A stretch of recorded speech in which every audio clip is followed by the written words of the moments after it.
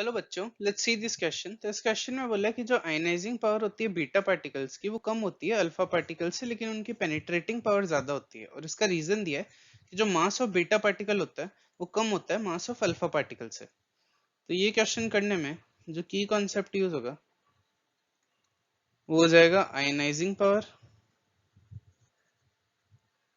और penetrating power.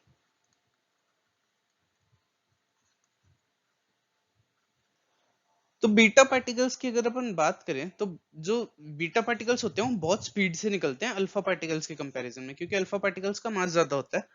तो beta particles की स्पीड बहुत ज्यादा होती है।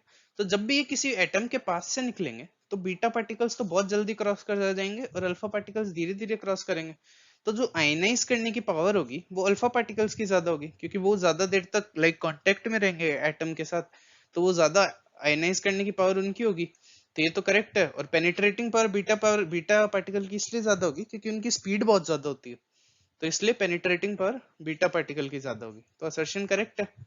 रीजन क्या दिया है कि मास ऑफ बीटा पार्टिकल वो कम होता है अल्फा पार्टिकल से। ये भी करेक्ट है कि बीटा पार्टिकल्स तो इलेक्ट्रॉन का मास ही होता है, मास ऑफ इलेक्ट्रॉन। और अल्फा पार्टिकल में 4 एटॉमिक मास यूनिट होता है। तो ये भी करेक्ट है। लेकिन ये इसका करेक्ट एक्सप्लेनेशन नहीं है। तो अपन बोल सकते हैं कि इसका करेक्ट ऑप्शन हो जाएगा बी, मतलब second. So the final answer is 2।